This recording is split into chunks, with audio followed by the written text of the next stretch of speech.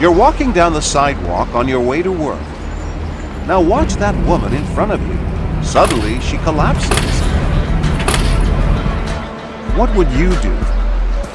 Before you answer, take a look at this real security camera footage that caused public outrage last year. Disturbing video emerging tonight. When this woman in a New York waiting room collapses in 2008, hospital staff ignore her for an agonizing 45 minutes. When someone finally comes to her aid, it's too late. But aren't we better than that? Wouldn't the average person step in to help? We decide to find out. It's rush hour on a busy street in Newark as commuters head to the train station. This woman falls hard. But don't be alarmed, it's veteran stunt woman Stephanie Stokes-Smythe. And our What Would You Do cameras are here to see what happens next.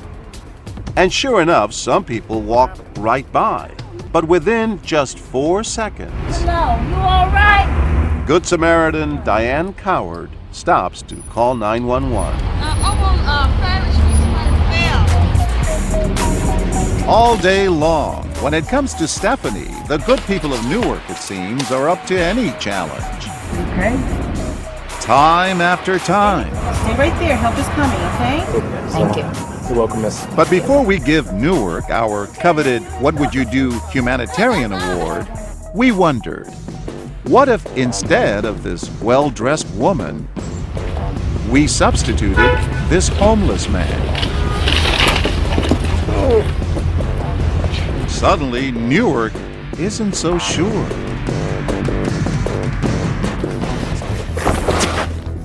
Now, no one is so eager to step in to help stuntman Mick O'Rourke. This woman takes a good long look, but keeps on going. He's a human being and he needs help. But you didn't stop. Because what can I do? Sir, are you okay? But eventually, others do step forward.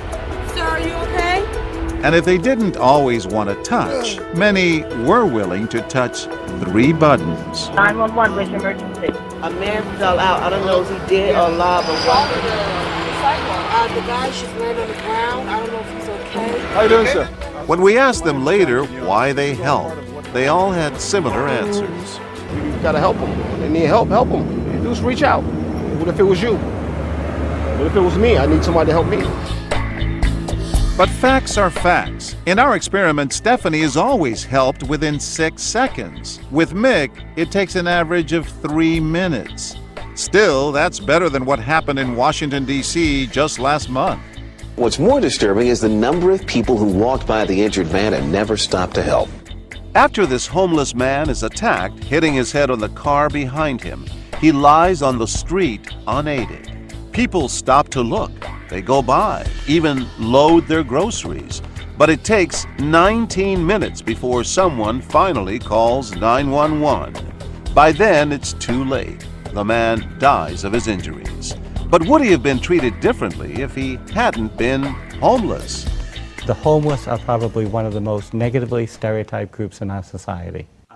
Jack DeVideo, a social psychologist at Yale University. And God forbid they're holding a beer can. If they're holding a beer can, it gives us the explanation, the excuse not to get involved and still believe we're the good people in this situation. And that certainly seemed to be the case when Mick fell once more, this time carrying alcohol. We waited. Our beautiful view of New Jersey. And waited. Hello? Don't wake him up. What are you doing, man? What if he's dead? And waited. In all, 88 people go by, and we're beginning to think no one will ever step up to the plate. But then we meet this most extraordinary woman. Excuse me. Excuse me.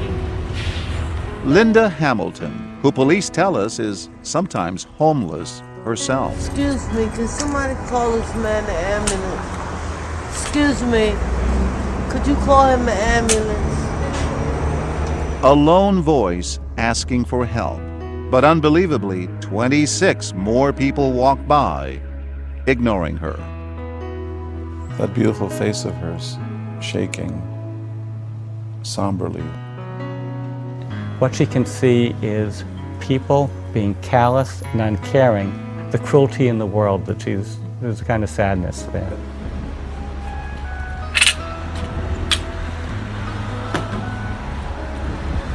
Hey, could you call an ambulance for this man?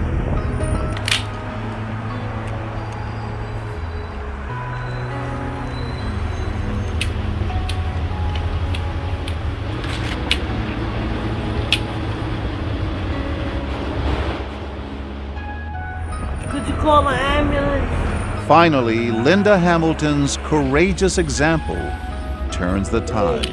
911, where's your emergency? Hi, I'm a passerby, but there's a man out on the street. He's passed out. When we speak to Good Samaritan Batul Philisman later, incredibly enough, she says she stopped because she remembered that videotape from Washington. I didn't want the same thing to happen to this gentleman. Once she steps in, others do too. This man improvises a pillow. Billy, open your eyes, boy. Still here. She gave the homeless man a name. She said, "I'll call you Billy." And she tried to comfort him. The actor playing the homeless guy was so touched. He said, "I felt like she was an angel." And she was an angel. Billy. By giving him the name Billy, she really created a personal connection. She had a bond with that person that nobody else was even willing to consider. Open your eyes. Even after our cameras come out, Linda Hamilton is still looking out for him. You all right? Yeah, all right. Oh. Thank you. Don't worry about it. Don't worry.